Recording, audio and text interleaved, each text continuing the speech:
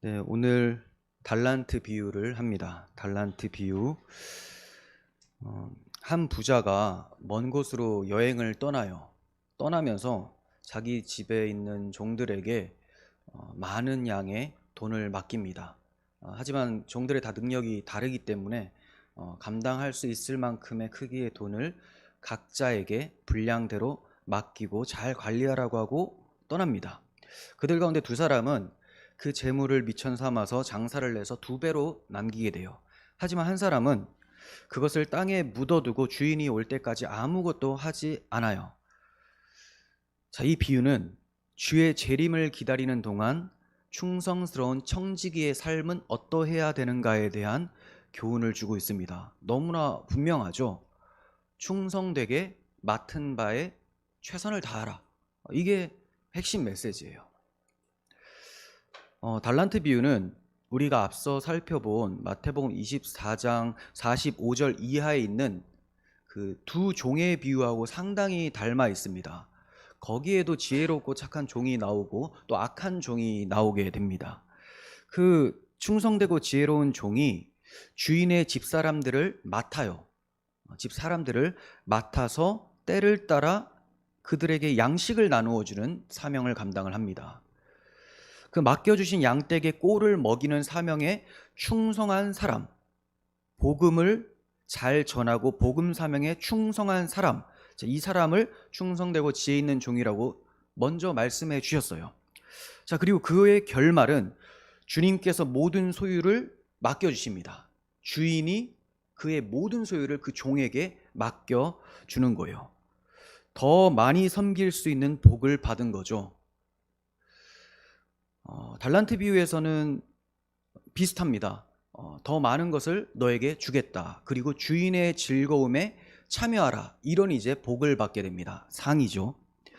반면 이제 24장 말미에 있는 그 비유에서 악한 종은요, 주인이 늦게 올 것이다 이렇게 여기고 동료들을 때리고 술 친구들과 술 마시면서 시간을 보냅니다.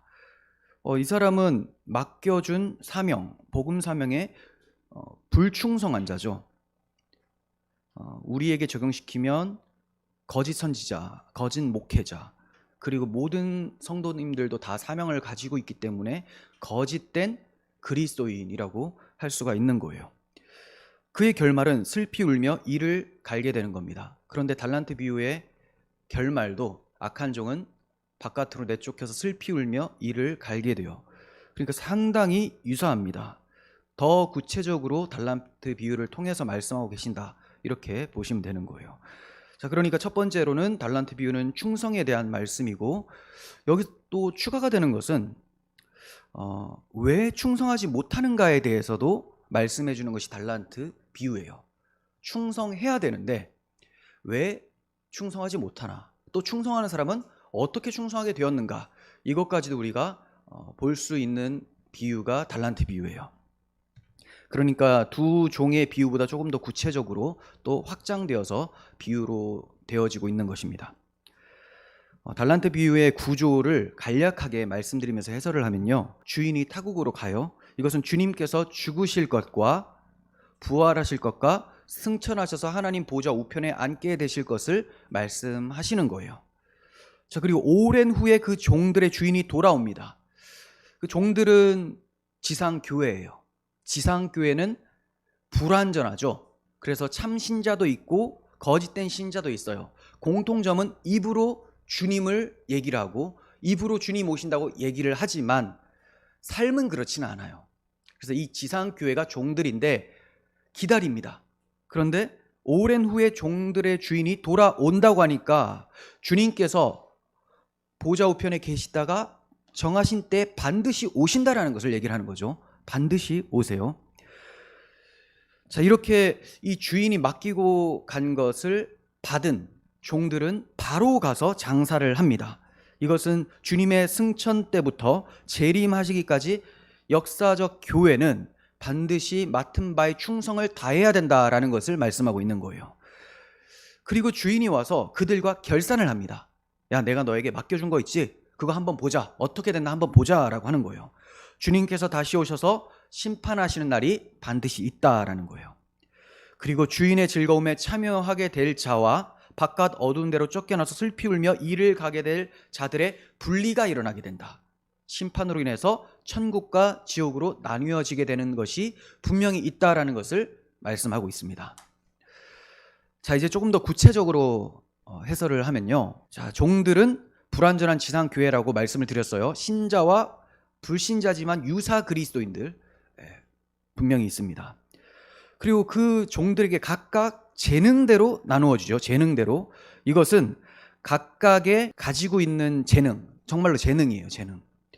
그리고 이 재능을 내가 뭐 이런 걸 잘한다, 저런 걸 잘한다 라는 실력으로도 볼 수가 있지만 나에게 처한 모든 환경들, 이거 다 사용할 수 있는 것들이거든요. 나의 어떤 상처들, 아픔들, 또 어떤 좋은 기억들, 이 모든 것들이 다 우리에게 재능으로 주어집니다. 그러니까 불필요한 것이 없어요. 그래서 나에게 각각의 재능, 그러니까 이 사람의 환경과 가지고 있는 것들이 다르고 이 사람이 다르고 서로 다르죠. 이걸 경영해낼 수 있는 능력만큼 맡겨주시는 거예요. 그럼 맡겨주신 주인의 소유, 달란트는 무엇인가? 이것에 대해서는 논의가 많이 있습니다. 하지만 전체적으로는 주님이 가시면서 맡겨주신 것이다 라고 하니까 성도들이 감당해야 될 사명과 같은 거겠죠.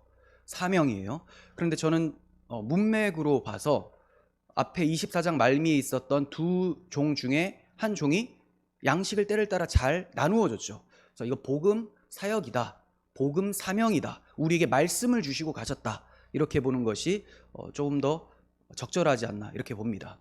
다른 것들을 다 집어넣을 수는 있지만 복음으로 보는 것이 일관되고 또 복음이 정말 우리에게 가장 큰 지상 명령이기 때문에 이것을 염두에 두시고 보시면 좋을 것 같아요.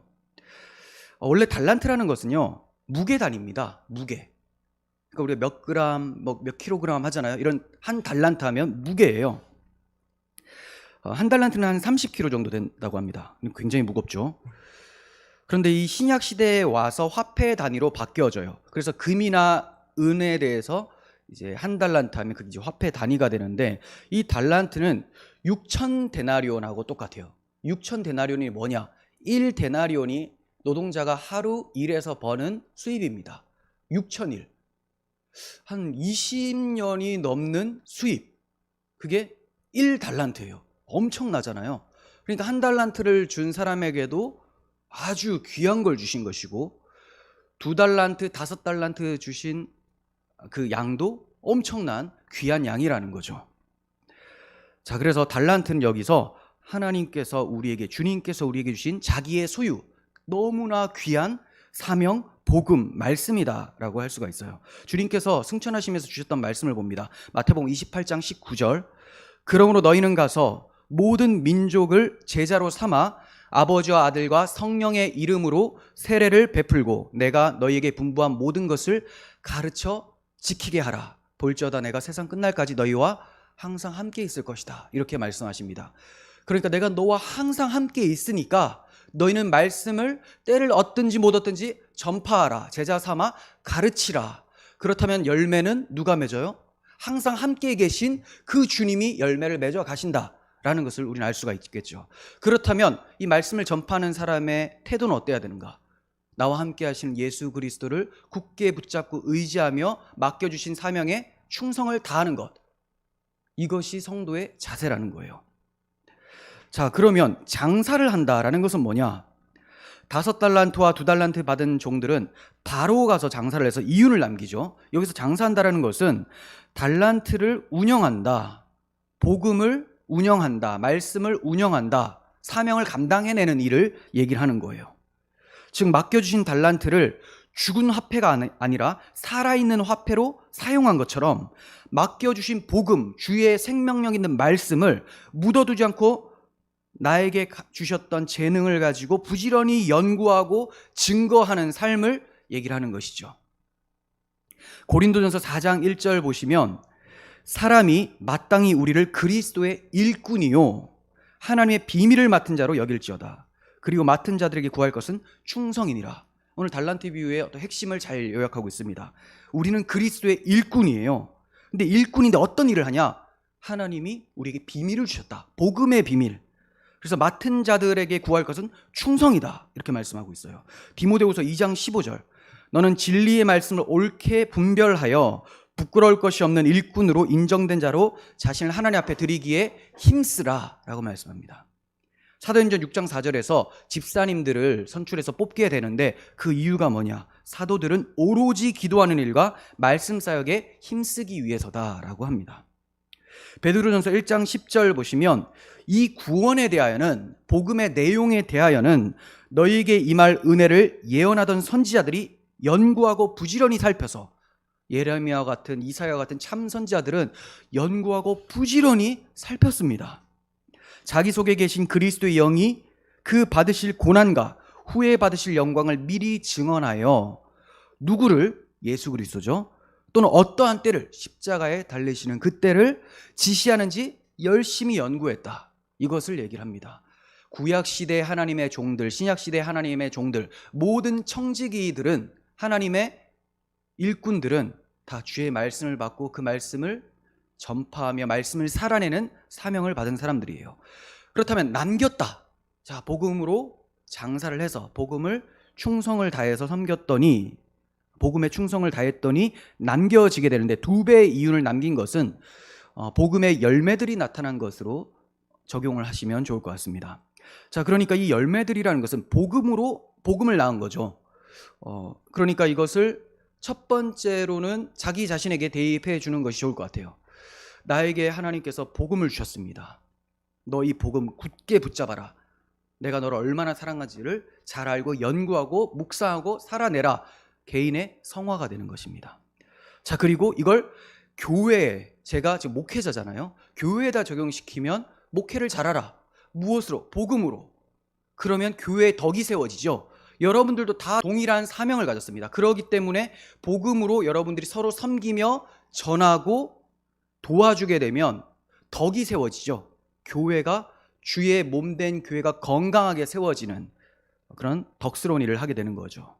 그리고 이것이 교회 밖으로, 외부로 나갔을 때는 복음을 전파했을 때 이웃들이 전도함 받아 돌아오게 되는 영혼 구원이 이윤으로 남게 되는 달란트다라고 할 수가 있어요. 자, 이 종들이 달란트를 받고 바로 갑니다. 다 그런 건 아니고 2명만 바로 가요. 이것은 종들이 충실했다. 그냥 늑장 부리지 않고 받은 것이 너무 소중하고 너무 귀한 사명이기 때문에 바로 가서 장사를 했다라는 거죠.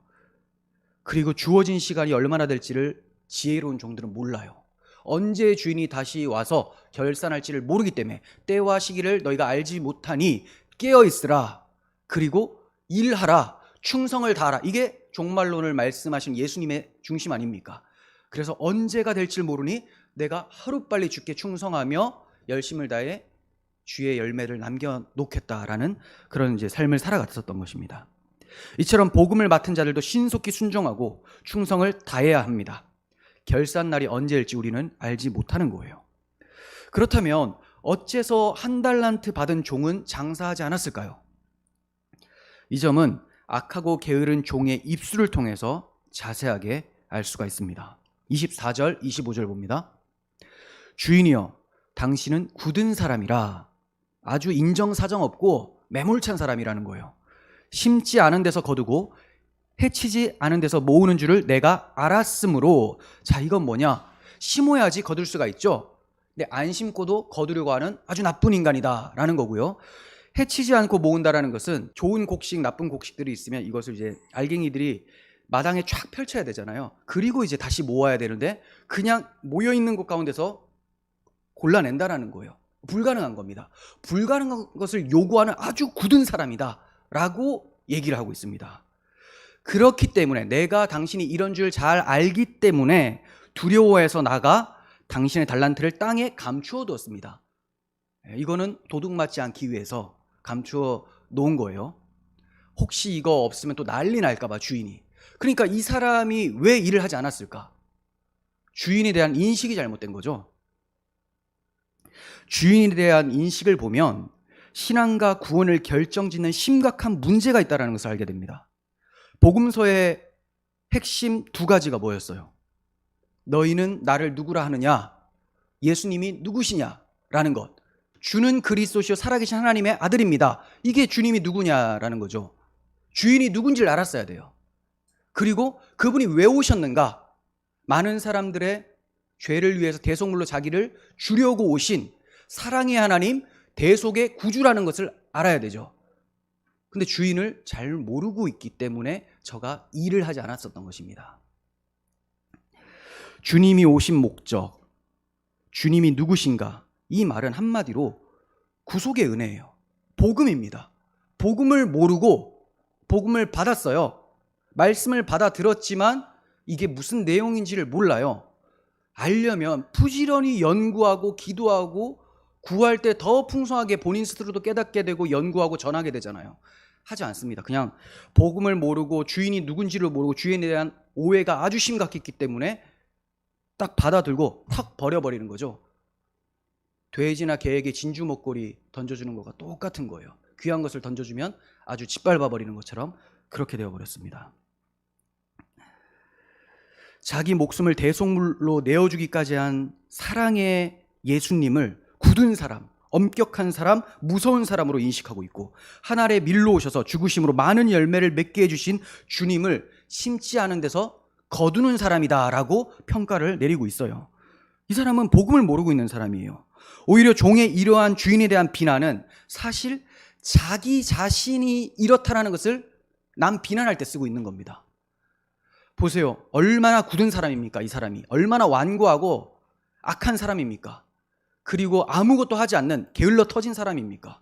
그런데 꼭 자신의 그 죄악과 게으름과 악함을 사람들은 하나님 탓을 합니다. 똑같아요. 불신자들의 그 완악함을 그대로 드러내 보이고 있는 것이죠. 무엇을 통해서? 자기 입으로. 여기서 그 악한 종이 내가 당신이 이런 줄을 알았으므로 라고 얘기를 했습니다. 알았으므로. 여기서 알다라는 단어는 기노스코라는 단어인데요. 부정과고 능동태로 쓰였어요. 부정과고 능동태는 예전부터 지금까지 쭉 해오고 있는 진행 상황을 얘기해요. 그러니까 내가 당신을 예전부터 경험해 본 결과 당신은 이런 사람입니다 라고 하고 있는 거예요. 근데 정말 주인이 그런 사람이에요? 아니잖아요. 그러니까 이 사람은 진짜 주인을 한 번도 경험하지 못한 거죠. 신자로 교회 소속으로 살아가고는 있지만 주님을 전혀 모르면서 20, 30년, 40년, 50년을 보내는 사람들, 이런 사람이라는 거죠. 내가 당신 압니다. 그래서 당신 때문에 내가 억지로 일을 하고 있습니다. 혹시나 나 혼낼까 봐 이렇게 하면서 종살이를 하고 있는 모습, 이 종살이입니다. 복음이 아닌 다른 복음으로 종교 생활을 하고 있는 것뿐이죠.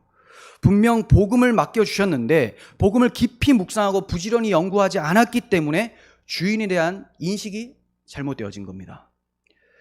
오늘날에 목사님들 중에서도 주님을 잘못 알고 있는 목사님들, 그런 목사님들이 설교를 하니 잘못된 주인을 가르치게 되고 그 설교를 들으면 교인들도 잘못된 주님을 만나게 되는 거죠. 그럼 뭐예요? 바깥으로 내쫓겨 슬피 울며 이를 갈게 되는 거예요. 가짜 기독교인들이라는 겁니다. 연구를 해야죠. 연구. 우리가 목회자면 또 여러분들이 성도님들이지만 저의 주 임무는 말씀 연구죠. 여러분들도 각자 모두 다 받은 사명은 충성되게 주의 복음을 전파하며 복음을 살아내는 거예요. 그러기 위해서는 저의 주 임무지만 여러분들도 게으르지 않고 끊임없이 말씀 공부를 하셔야 되는 거죠. 이게 모든 성도에게 주신 하나님의 달란트예요. 그런데 이것을 그냥 땅에 묻어둡니다. 이 귀한 생명력 있는 말씀을 묻어둬 버려요. 그러다 보니까 오늘날 교회가 힘을 많이 잃어버렸어요. 별의 별 해석들이 다 등장하면서 교회를 혼란스럽게 하고 사망으로 이끌어가고 있습니다. 주중에 아주 황당하고 기가 막힌 그런 해석을 봤는데 보신 분들도 있을 거예요. 청소년 매일 성경이라는 큐티집이 있습니다. 여기에 이 달란트 비유를 어떤 식으로 해석하는지 잠깐 말씀드릴게요. 성인 매일 성경에도 되어 있지만 청소년에게 하신 것만 청소년에게 기고한 것만 제가 말씀을 드리려고 하는 거예요. 저는 달란트 비유에서 실패하고 버림받은 한 달란트 받은 사람을 자주 묵상합니다. 여기까지는 알 수가 없죠. 능력주의 관점에서는 철저한 패배자고 악하고 게으른 종으로 비난받지만 그는 부당함에 맞선 당당한 을이었을지 모릅니다. 실패한 것처럼 보이지만 세상은 그런 실패자들이 모여서 변하기 시작합니다. 예수님의 십자가 사건도 마찬가지 아닐까요? 아멘. 기가 차죠. 깜짝 놀랐어요. 원래 이 매일 성경이 많이 좌경화됐다라는 것을 제가 알고는 있었는데 그 전에도 몇 개 발견한 게 있어요. 근데 이거는 너무 노골적이다. 이것뿐만이 아니라 포도원 품꾼 비유도 주인을 악한 주인으로 보고 있어요. 공동 분배, 똑같이 평등하게 다 나눠줘야 되는데 그렇게 나눠주지 않았다라는 것을 얘기를 하는 거예요. 무슨 사상? 공산주의. 공산주의 사상이 신학을 입으면 해방신학, 민중신학, 노동자 해방, 민중 해방시켜라. 그래서 여기서 일꾼을 주님으로 안 보고 악한 부자, 대지주라고 봅니다. 그러니까 이 일하지 않은 게을러 터진 악한 종을 잘못된 것에 저항하는 노동자로 보는 것이죠. 여러분, 한국교회 이 정도까지 들어와 있어요. 교회에 이 정도 들어와 있으면 세상은요. 그래서 정치가 계속 공산화되고 있고 사회주의화 되어가고 있는 겁니다. 이게 안 보이면 문제가 심각한 거예요. 교회 자체에서도 큐티집에서도 이러고 있는데 어떻게 이게 안 보여요? 안 보려고 노력을 해서 안 보이는 거지. 어떻게든 좋게 해석하려고 해서 그런 거지. 아무리 좋게 해석을 해도 안 되잖아요. 이게 어떻게 그런 이야기입니까? 노동해방? 말도 안 되죠. 기고자 김재수 교수 심각합니다. 이 외에도 포도원 품꾼 비유와 이방인 백부장에 대한 해설도 동일합니다. 좌파적 경제 구조로 해석을 한 거죠. 다른 말로 신학적으로는 자유주의 신학 중에 해방 민중 신학의 교리를 가지고 들어와서 이렇게 보는 겁니다. 우리가 그리스도 중심적으로 십자가 중심적으로 복음을 놓고 성경을 보지 않으면 이런 식으로 치우치게 돼요. 방금 저 교수님이 해석해 놓은 것으로는 영생이 없죠. 영생이 없어요. 그리고 주님의 생명 다해 우리에게 맡겨주신 귀한 것으로 느껴지지가 않아요. 결국은 돈 얘기입니다. 돈이 너무 좋으니까 그 좋은 돈 우리 다 나눠 갖자라는 것이 이 결론이에요. 저 사람의 결론. 근데 우리는 그 좋은 복음 충성 다해 나누어주며 사명에 충실하자. 이런 결론으로 가는 겁니다. 예수 그리스도를 온 세상에 전파하라. 이게 교회의 사명 아닙니까? 복음을 모르면 결산 때에 이상한 말을 하게 돼요. 주님 오셔서 심판대 앞에서 하는 말이 기가 막힙니다. 25절 두려워하여 나가서 당신의 달란트를 땅에 감추어 두었나이다. 보소서 당신의 것을 받으셨나이다. 자, 이것은 내가 할 바 다 했으니 당신 나한테 뭐라고 해서는 안 된다라는 거예요. 즉 주인이 맡겨준 소유는 자신과 아무 관계없는 소유일 뿐이라는 거죠. 내가 이거 많이 벌어봤자 너만 좋지 내가 좋냐? 이거예요. 너하고 나는 다르다. 근데 소속을 밝히고 있잖아요. 주인의 소속이죠. 주인이 풍성해지면 종도 풍성해지는 거고 주인이 기쁘면 종도 풍성해지는 거예요. 이걸 이제 신약적 표현으로 아들이라고 합니다. 착하고 충성된 종을 아들. 하지만 일을 맡기는 데 있어서 종이라는 표현을 하는 거예요. 그러니까 아들은 아버지가 부유해지면 아들도 부유해지는 것처럼 아버지의 기쁨을 위해서 내가 열심으로 하게 되고 아버지 기뻐할 때 나도 같이 기뻐하고 이게 이제 사랑하는 아들의 모습이죠.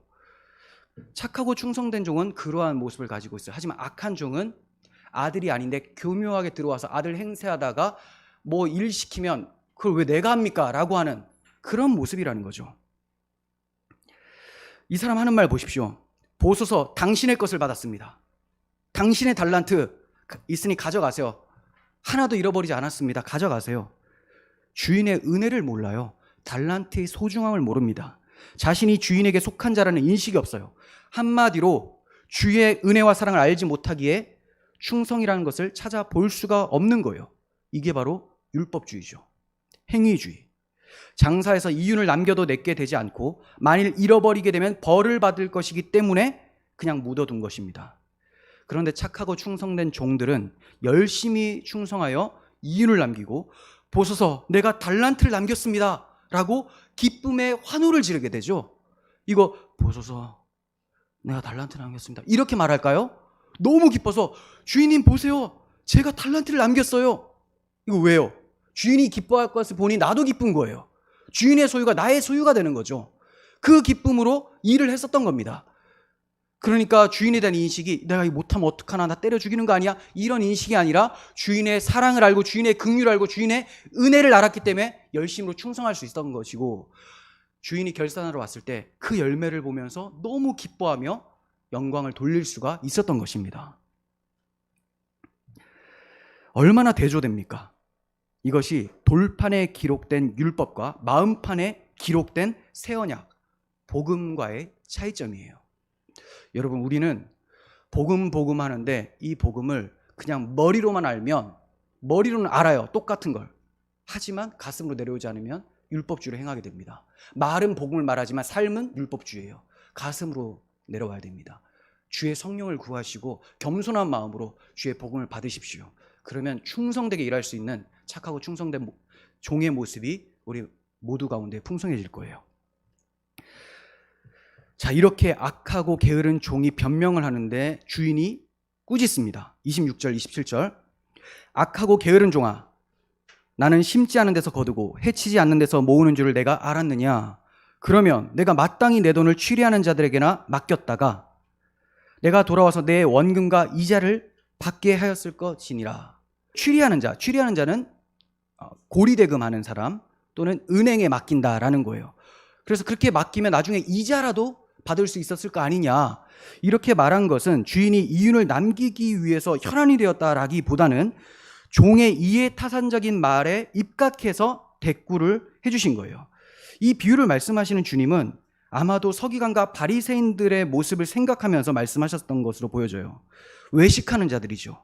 저들은 외식하는 사람들이에요. 저들처럼 율법 아래 있는 사람은 하라는 만큼만 하지 더 하지는 않습니다.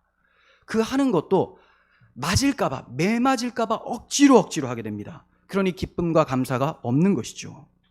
이게 바로 율법의 종이 되어버린 사람들의 모습입니다.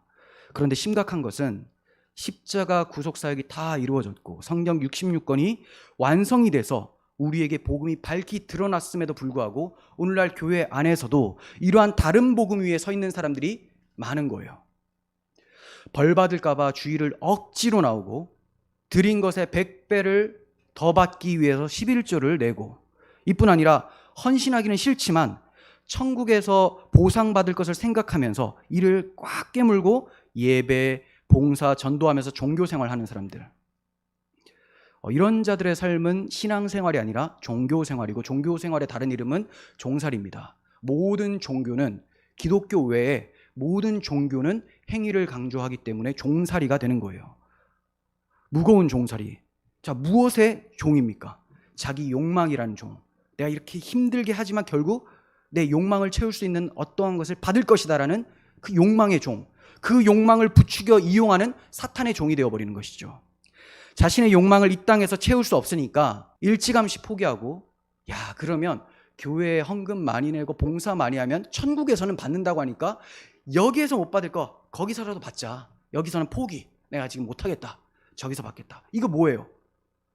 똑같이 세속적인 가치 개념, 똑같이 욕망을 채우는 그러한 것들을 장소만 이동해서 천국에서 받겠다라는 거, 그 천국은 없습니다. 그런 천국은 성경에서 말하지를 않아요.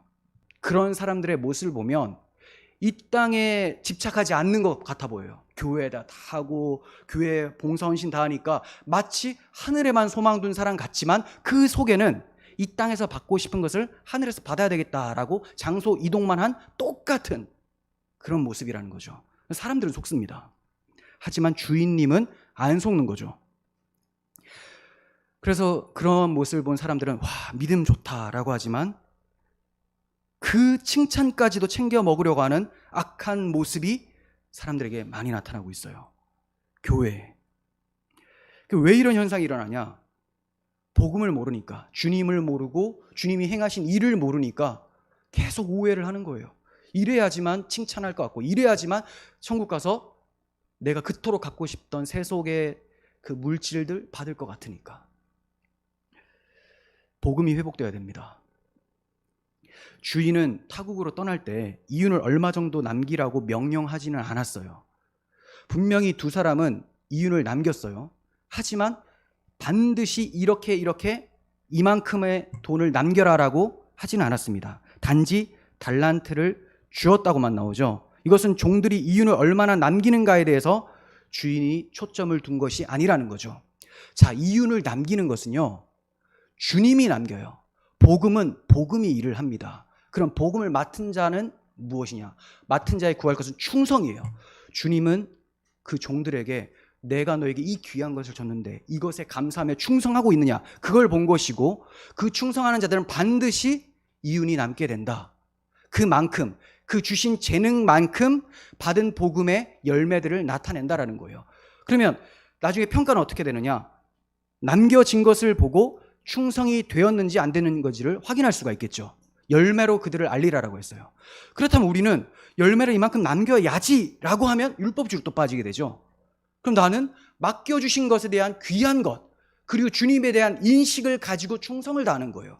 그러면 나와 함께 하신다고 하셨던 그 예수님께서 내 안에서 역사하셔서 영혼의 변화를 일으키고 복음이 확장되게 하시고 하나님 나라가 이루어지도록 열매 맺게 하신다라는 거죠. 착하고 충성된 종이 악하고 게으른 종과 다른 점이 무엇입니까? 주인에 대한 올바른 인식, 그리고 그 바른 인식에서 나오는 기쁨으로 장사를 한 거죠. 자신들이 무엇을 남기고 안 남기고를 개의치 않으시고 자기들을 사랑해 주시는 주인에 대한 믿음이 있었던 거예요. 그 믿음으로 장사를 할 수 있는 겁니다. 주인에 대한 믿음이 없으면 어떻게 일을 합니까? 어떻게? 와서 또 뭐라고 하는 거 아니야? 그 생각이 들어온과 동시에 종이 돼버리는 거예요. 종살이. 여러분, 어떤 장사를 해야지만 확실히 더 많은 이윤을 남길 수 있다고 확신할 수 있겠습니까? 착하고 충성된 종들이 장사를 할 수 있었던 비결은 자신들의 능력이나 사업의 종류를 의지해서 장사한 것이 아닙니다. 저들은 주인의 인격, 주인의 사랑을 믿고 의지해서 장사를 한 거예요. 목회자가 복음을 전하는 데 있어서 교인의 숫자가 줄어들까 봐, 헌금이 줄어들까 봐 염려해서 복음을 전하지 않거나 왜곡해서 전한다면 악하고 게으른 종이 되죠. 그러나 착하고 충성된 목회자들은 주의 사랑에 이끌려서 기쁨과 감사함으로 담대히 전하게 돼요. 다만 충성할 뿐이지 이윤을 남기는 데 목적을 두지 않습니다. 야, 한 100명은 채워야 되는데, 헌금이 얼만큼은 들어와야 되는데, 여기에 초점 두지 않아요. 열심히 했더니 주께서 남겨주시면 그것에 감사하고 그 남겨주신 것을 보셔서 주님께서 주신 것을 내가 남겼습니다 라고 하게 되는 것이죠. 충성을 했더니 주님께서 이윤을 남도록 해주신 것이지 이윤이 남을까 손해를 볼까를 생각한 것이 아닙니다. 손해를 봐버리면 주인이 나를 싫어하고 미워할 거다라고 생각하지는 않았던 거예요. 그런 식으로 장사하지 않았던 겁니다. 그런 우려 속에서 힘겹게 주인의 비율을 맞추려고 하는 것이 율법주의예요. 착하고 충성된 종은 주인이 이윤의 여부에 초점을 두는 것이 아니라 주인에 대한 충성, 맡기신 소유에 대한 감사와 소중함을 아는 것에 관심을 둔다는 것을 알아요. 그렇지 않다면 한 달란트 받은 종처럼 이윤에 집착할 수밖에 없고 무서워서 장사조차 못합니다. 여러분, 열심히 충성 다하십시오. 그렇게 충성 다한 여러분들 주님께서 혼내지 않으세요. 근데 충성을 다하지 않으면 뭐가 안 남느냐? 이윤이 남지를 않아요. 열매가 안 남습니다. 그럼 열매 남겨야 되는 거 아니에요? 열매 신경 쓰시고 마시고 충성을 다하시면 주님이 그 열매를 맺어가신다라는 거예요. 그러니까 주님을 신뢰하시고 주님 믿고 나아가시는 거예요. 그게 복음의 일꾼들의 모습입니다. 전도를 하는데, 야, 내가 전도했는데 이 사람이 안 믿으면 나 진짜 큰일 나는 거 아니야? 저 영혼이 믿기를 간절히 바라는 거는 우리의 마음이죠. 주님의 마음이 나에게 있으니까 그 마음이 들어가는 거예요. 하지만 결과는 주님이 내는 것이고 우리는 충성을 다해 사랑하는 마음으로 전파하는 것, 여기까지 하는 거예요. 그러면 결과적으로 주님 다시 오실 때 주님 보소서, 주님이 남겼습니다, 그 은혜로 남겼습니다, 이렇게 기뻐하면서 주께 영광을 돌릴 수가 있게 되는 거죠. 혹시 신앙생활하는 데 있어서 주님이 무서워서 마지못해 하고 있지 않으십니까? 그렇다면 주님을 잘 몰랐던 것과 자기 힘을 의지한 것을 회개하셔야 됩니다. 그리고 맡겨주신 복음을 더욱 알아가시면 돼요. 지금 여러분들에게도 성경이 다 있습니다. 회개하시고 성경을 깊이 연구하고 복음을 받아들이시면 되는 거예요. 그 복음이 주님에 대해서 가르쳐 줄 거예요. 자비롭고 은혜롭고 노하기를 더디하고 인자가 많으신 하나님이다라고 가르쳐 주실 것입니다. 주님의 복음 사역에 우리가 충성을 다한다면 열매는 주께서 맺어 주실 것입니다. 자, 이렇게 복음에 대해서 충성을 다한 사람에게, 사명에 충성 다한 사람에게 상을 주시죠. 상. 21절 하반절. 내가 많은 것을 내게 맡기리니 내 주인의 즐거움에 참여할지어다. 많은 것을 맡겨주신다는 거예요. 복음 사명을 더욱 많이 맡겨주시는 것이 상입니다. 더 많이 섬기는 상을 주신 거예요. 이해가 되십니까? 우리에게 말씀을 주셨고 말씀을 부탁하셨는데 말씀을 열심히 전했더니 다음에 오는 상이 더 많이 전해라, 더 많이 섬겨라, 더 많이 복음 가운데 충성을 다하라 라는 거예요. 이게 무슨 상이냐? 나 쉬고 싶은데. 쉬고 싶은데라고 한 사람은 절대로 더 많이 받지 못합니다. 어차피 그 사람은 그 율법주의로 하기 싫은데 억지로 했었기 때문에. 하지만 힘이 들어도 기쁨과 충성을 다해 했다면 더 많은 상을 받게 되는데 섬김의 상을 받게 되는 거예요. 섬김 받는 게 아니라 섬겨 드리는 상. 이걸 다른 말로 다스리는 상이라고 해요. 열골 다스릴 권세라고 하죠. 다스리는 것을 어떻게 다스립니까? 막 착복하고 괴롭히고 이렇게 다스리는 것이 아니라 그건 세상 관점이고 예수 그리스도의 관점으로 보세요. 예수님이 사랑으로 다스리잖아요. 사랑으로. 종의 발을 씻겨주시잖아요. 피 흘리기까지 희생하시잖아요. 희생적 사랑으로 섬기시는 거예요. 그렇다고 해서 이 섬김이라는 거, 이 다스림이 늘 부드럽게만 말하는 것이 섬김이다라고 오해하는 것도 악하고 게으른 종이 주인을 그렇게 인식한 것과 마찬가지예요. 보세요. 사랑이 있어도 잘못한 것에 대해서는 질책을 합니다. 올바르게 가라고. 그러니까 부모님의 훈계를 보시면 돼요. 안아줄 때도 있고 회초리를 댈 때도 있고 꾸중할 때도 있고 칭찬할 때도 있죠. 이와 같이 다스리는 것이 천국의 왕 같은 제사장의 모습인 거예요. 이걸 다른 말로 섬김. 섬김과 다스림은 똑같은 거예요. 교회에서 목회자가 기도하고 응원하고 위로해 줄 수도 있어요. 하지만 징계를 할 수도 있습니다. 권징을 할 수도 있죠. 다 사랑 가운데 사는 거예요. 근데 사람도 어떻게 인식해요? 나를 맨날 응원해 주셔야 되고 그럴 수 있죠 하고 안아주셔야지만 그게 사랑이다. 이게 잘못된 거예요. 주님의 섬김의 방식은 혼내기도 하고 가르치고 안아주기도 하고 여러 방면으로 나타나는 거예요. 그 마음에 무엇이 있는가가 중요하다는 거죠. 마음에. 그래서 복음을 맡은 자는 복음의 열매를 내고 나서 상을 받게 되는데 이 복음으로 사랑해낼 수 있는, 섬길 수 있는 그런 상을 받게 된다. 자, 이게 첫 번째고요. 이건 이제 대외적인 것이었죠. 대외적인 것. 그런데 이제 개인적으로도 적용할 수 있는 게 있어요. 개인적으로. 자기를 부인하고 복음의 삶을 살아낸 사람에게 더해지는 복음의 기쁨과 영광을 충만하게 해주시는 거예요. 이런 겁니다. 내가 그 복음을 너무 감사해서 맡겨주신 사명이 너무 귀해서 그것에 기뻐하고 충성을 다했어요. 이게 너무 귀하니까 충성을 다했죠. 근데 그 귀한 것을 또 주십니다. 그럼 내 마음이 어때요? 너무 풍성해지죠. 이 땅에서 주님을 너무너무 사랑하면서 주님 보고 싶어서 충성 다하며 살았어요. 천국에서 주님을 만났습니다. 엄청난 큰 기쁨과 영광이겠죠. 충성한 만큼 기뻐지는 거예요. 주님을 사랑한 만큼 주님 만났을 때 반가운 거죠. 별로 반갑지도 않은 사람을 만났으면 반가워 이거예요. 근데 너무 반갑고 너무 보고 싶었던 분을 탁 만나면 막 부둥켜 껴안고 난리가 나는 거죠. 차등이에요. 기쁨의 차이가 있죠. 하지만 우리 받은 기쁨을 서로 알 사람이 없죠. 비교가 될 수 있는 건 아니고 내 안에서의 기쁨은 절대적으로 기준에서 주어지는 거예요. 그 자기가 받은 기쁨이 가장 큰 기쁨이라고 여길 겁니다. 하지만 다스리는 권세는 이제 더 섬길 수 있는 것, 눈으로도 나타나는 부분입니다. 그래서 시편 119편 24절에서 시편 기자가 이렇게 말을 합니다. 주의 증거들은 나의 즐거움이요 나의 충고자입니다. 주님의 증거, 주의 행하심과 주의 복음은 나의 즐거움이 됩니다. 그래서 주인의 즐거움에 참여하라고 하죠. 이사야 9장 2절 3절.